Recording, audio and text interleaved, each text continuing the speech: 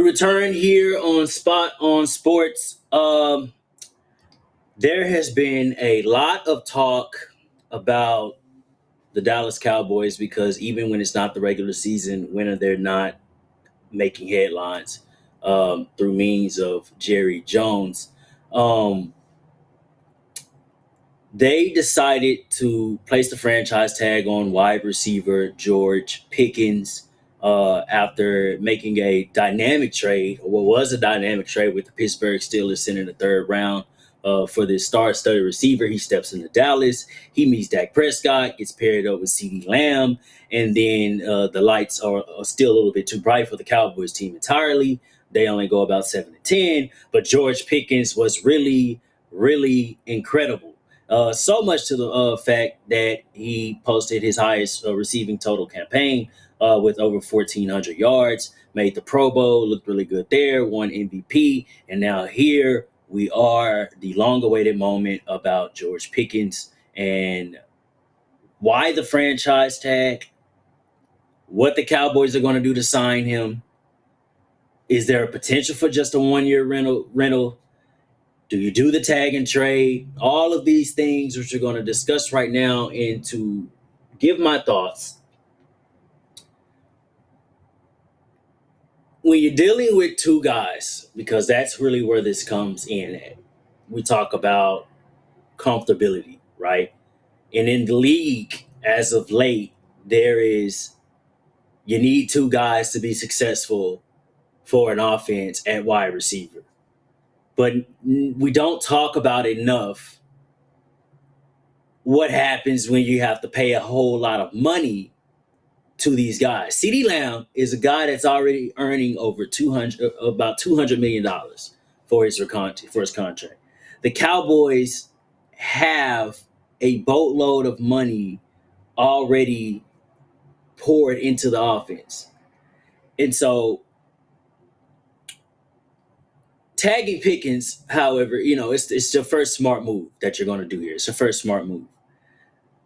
But I'm going to be honest with y'all and say I have real feelings on the idea of playing 2026 out on this franchise tag, looking George Pickens straight in the eye, shaking his hand, and saying, I appreciate your services.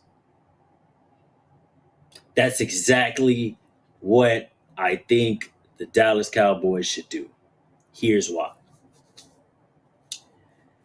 You just go and get a new defensive coordinator and Eagles passing game coordinator Christian Parker to help address all of the needs that you need to answer on defense, which Trayvon Diggs is now gone. You got a guy in Deron Bland that is 2-foot surgeries in. Donovan Wilson and or Malik Hooker are feeling useless to you. You go and get Quentin Williams, a la Michael Parsons in the dynamic trade that happened with that, sending out 2 first rounds to Green Bay, and then you use one of those first rounds to go get one of the best defensive tackles in football, and now you find yourself with paying 3 defensive tackles $20 million each. Now, with a boatload of restructure set to happen for the Dallas Cowboys, they may free up somewhere around $130 million. And then you look at that and say, well, they can sign George Pickens to a 3-4-year deal. And obviously his contract will be much higher than what CD's is. Yes. But therein lies my issue, is that I have to pay another guy $30 million potentially, super exceed my number one receiver's contract, bring in George Pickens. Also, I have the comfortability to say, well, when CD's not good, I have George Pickens. When George Pickens not good, I have CD. Either way, we're either like the Cincinnati Bengals, what Philadelphia has right now. I think the Chicago Bears could be thrown in there, possibly the Minnesota Vikings. I like Denver's receiver situation, but there's a lot of teams that you want to be like them and say, we got 2 guys. That's fine. Then I give you the example of what the Super Bowl looked like. I saw Seattle with just Jackson Smith and Jigba and them able to work him out. And yeah, they got Cooper Kupp, but Cooper Kupp's on the old side. We see the New England Patriots, who have an aging Stephon Diggs and a list of B list receivers, and yet they appeared in the Super Bowl. But the common denominator here is that these teams both had a great defense. There has been times without two guys that Dak Prescott has led the Cowboys to having a top five offense. That has happened in the past. That has happened with just CeeDee Lamb. That these years took place in between the time of Amari Cooper leaving and CD in his rise to stardom. But there has been a time where the Dallas Cowboys offense has been successful without two guys. Let's take a look at the Cowboys draft picks for this upcoming draft. They have two, sitting at 12 and 20 respectively. And here is where we answer ultimately what the Cowboys are going to do if they sign George Pickens, and if they don't decide to sign George Pickens. If you do, well, you want to go straight defense, right? You want to say, hey, let me just get the best guys available at 12. I'm looking at guys like Caleb Downs, perhaps Monster Delane test well. They obviously need a nickel because then you're allowing yourself to say, we are trying to thrive heavily on filling our defense through the limited amount of picks that we have in this year's NFL draft. Now, the Cowboys aren't known to be huge suitors in free agency. They're not. Now, Jerry has had a lot of talk recently that he's willing to, push the lines, break the bank, whatever, those $15 words he kind of want to throw at you about the pie and, salary cap and all these things. I can't trust yet that Dallas is going to make this grand push in free agency, especially if you do give Pickens a long-term contract. Because I think that the defense needs somebody that's making an elite amount of money to be successful. Or at least Christian Parker turning his defense over. Now, as that pertains to George Pickens, you still get him for another year. That's $28 million on a franchise tag for a wide receiver to be able to make. I'd be very surprised if we have another Micah Parsons saga where George Pickens doesn't decide that, hey, this may not be financial security from contract means, but I've already proven myself. I'm actually making $20 million in a year. And then next year, I can definitely retain my own rights and then be able to go hit free agency and get the best top dollar. And I'll only be, 26 years old. For the Cowboys, you don't sign him. And then we're staring at 12 and 20 in this year's upcoming draft. And what if Jordan Tyson is there? Cornell Tate's most likely going to be gone. Both of those guys may be gone by the time 12 happens. But what if? What if Notre Dame running back Jeremiah Love is there and you decide to take another offensive weapon? What if we just obtained another wide receiver? He comes in maybe through free agency. You sign him for cheap, or maybe something that's 2 years, or maybe they think the guy that came on, Ryan Flournoy, could step in and be a high end number two. You don't, if the window for the Cowboys could be the next 2-3 seasons because guys like Dak Prescott's contracts or will set to be over at that time.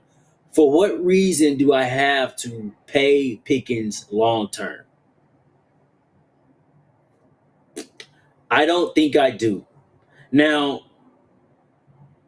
is signing Pickens as important as we think it is? Yes and no. Yes, because you want the comfortability to say that you have two wide receivers. You'll love offense. It'll be box office. You'll sell tickets. All of those good things will make you feel good about your chances on Sundays. But you feel better if you were choking the life out of guys defensively because we have elite to good level talent because we were able to pay more guys. Now I'm going to bring in the Philadelphia Eagles situation here, and that they're all saying, well, Howie Roseman manages to go and get guys. Howie Roseman manages to sign everybody. Harry Roseman manages to kick the can down the road and doesn't have to deal with high level contracts and can bring this guy in and trade his draft picks away and do all those things. Well, okay, the Cowboys have done something like that now. They have a Quentin Williams, and they did go and get George Pickens. They did go and get Kenny Clark. They have 5 or 6 picks, I believe, in this upcoming NFL draft. The Cowboys are in a position where they're really going to have to draft their tails off.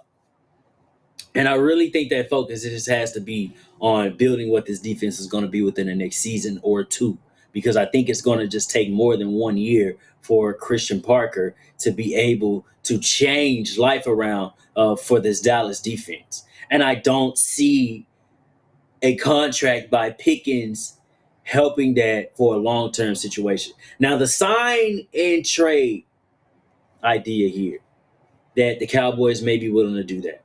Guys on the market, especially for defensive ends, that has been tied to their name, Max Crosby, Trey Hendrickson. I think Max Crosby is out of that equation now because the Raiders are looking to get something similar to the Micah Parsons deal, which included 2 first rounds. I don't know about that for a guy that's 29 years old, but to the Raiders, that's their Micah Parsons, and that's fair. Perhaps there's Pickens in a trade to the Cincinnati Bengals for Trey Hendrickson. And given that Trey Hendrickson, I believe, is like 31, you can go ahead and get an extra pick out of that. I love the idea of George Pickens in Dallas long term because he's really good. He's very elite. He could potentially be better than CeeDee Lamb. And if CeeDee Lamb is already as good as he is, then you say, all right, I think we got something here. Let's go ahead and play this out. Maybe Jerry has the galls to say, if this is my all-in move, because let's be honest, Jerry's coming up in age, people. That's why he's playing things a lot differently now. That's why you go and get first round picks up to go and get Quentin Williams. You trade your who was supposed to be a generational talent and Micah Parsons to a conference rival at that. You then flip that, get Kenny Clark again. You get Quentin Williams. You're in this position. You go and hire a defensive coordinator who you didn't even know that fell off the Fangio tree. Things are feeling different in Dallas right now. Risk is signing George Pickens long term. Risk is trading him and still getting a lot of picks. Either way it goes, the Cowboys won't be wrong for whichever they decide to do. Your window is only 3 years. And if it doesn't happen in that time frame, now you're on money for CeeDee Lamb in the final year of his contract. Yeah, you're on money for George Pickens in the final year or two of his contract. Now you're on for money for Dak in the final 2 years of his contract. Now you're on money for Quentin Williams in the final 2 years of his contract. There is a lot of risk factor here. I think it's just the level of risk you want to take. But I am on the boat for a sign and trade for George Pickens. I'm on the boat for shaking his hand and calling it a day. Either or, I don't think the Cowboys are wrong. Coming up next, we're going to get into some March Madness talk. Coming up on March 15th, and I got NCAA Insider, my guy Don Wesley coming in, and we're going to talk about some things with the current AP rankings. Where does he view some of these teams and how things are going to shape up with this upcoming March Madness? This is Spot on Sports. We'll be back in a moment.